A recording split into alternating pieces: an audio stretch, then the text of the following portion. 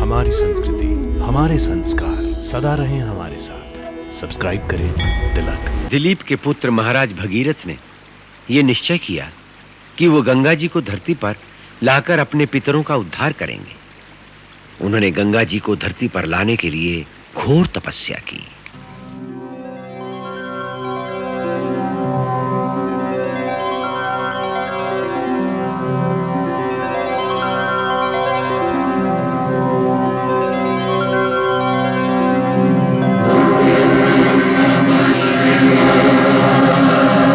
भगीरथ ने शंकर जी की आराधना की ताकि जब गंगा आकाश से धरती पर गिरे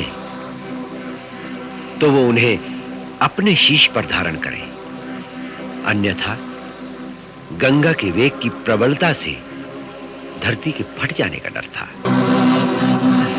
भगीरथ ने फिर घोर तपस्या की और भगवान शिव को प्रसन्न कर लिया। उन्होंने भगीरथ को वचन दिया कि वो गंगा जी को अपने शीश पर धारण कर लेंगे। फिर ब्रह्मा जी के आदेश से श्री विष्णु के चरणों से निकलकर गंगा जी आकाश मार्ग से धरती पर बड़े वेग से आईं।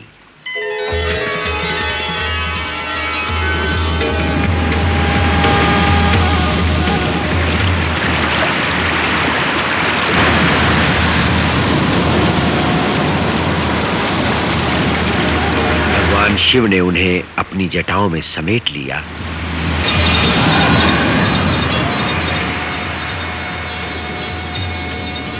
और फिर धरती पर बहने दिया, जिससे भगीरथ का मनोरथ सफल हुआ और धरती से लेकर पाताल तक सबका कल्याण हुआ। चले राम लक्ष्मण मुनि संगा, चले राम लक्ष्मण मुनि संगा, गए जहां जग पावनी गंगा, गए जहां जग पावनी गंगा, जग पावनी गंगा।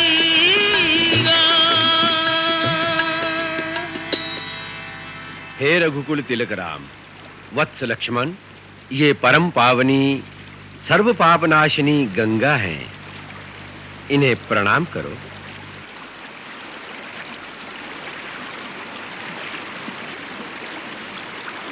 वत्स राम, पवित्र गंगा नदी का पुष्पों से पूजन करो। वत्स लक्ष्मण, तुम भी पुष्प लो, तुम भी पूजन करो।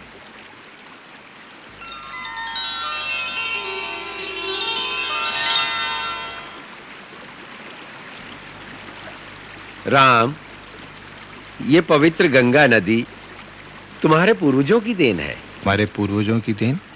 हाँ, बैठो।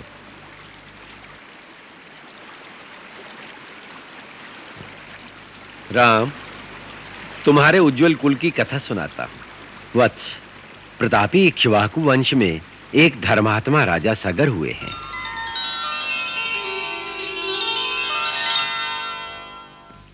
एक बार जब वह अश्वमेध यज्ञ कर रहे थे,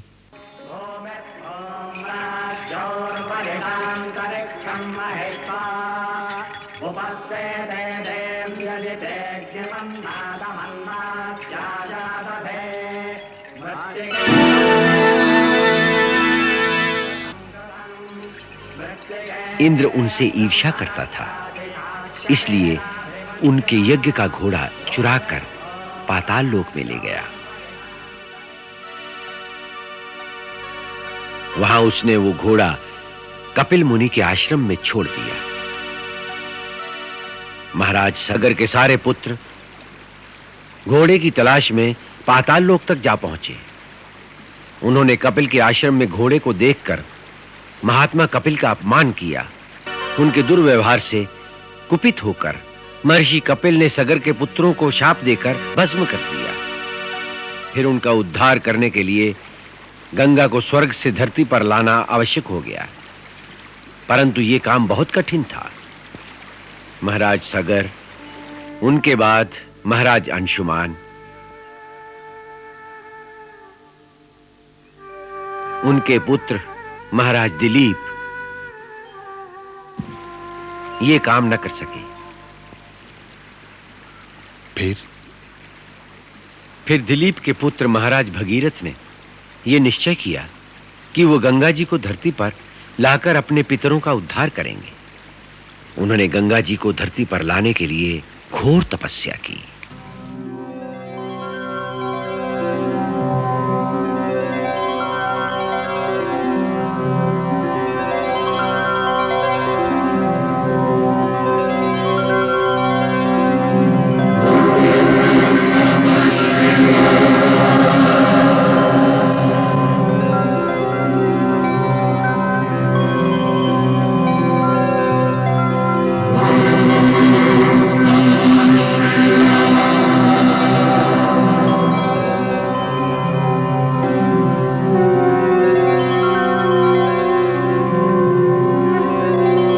उनकी तपस्या से प्रसन्न होकर ब्रह्मा प्रकट हुए।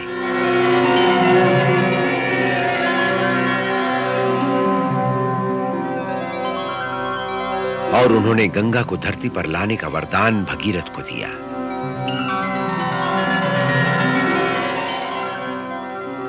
फिर ब्रह्मा जी के कहने पर भगीरथ ने शंकर जी की आराधना की, ताकि जब गंगा आकाश से धरती पर गिरे तो वो उन्हें अपने शीश पर धारण करें, अन्यथा गंगा के वेग की प्रबलता से धरती के फट जाने का डर था।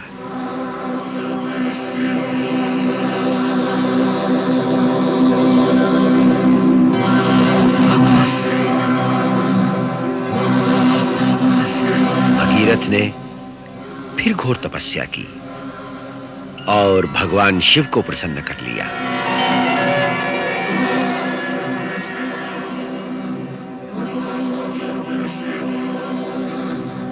उन्होंने भगीरथ को वचन दिया कि वो गंगा जी को अपने शीश पर धारण कर लेंगे।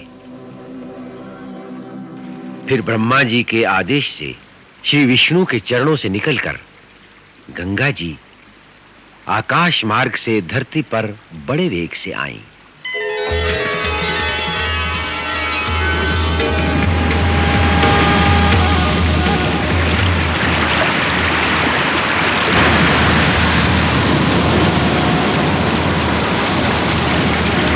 भगवान शिव ने उन्हें अपनी जटाओं में समेट लिया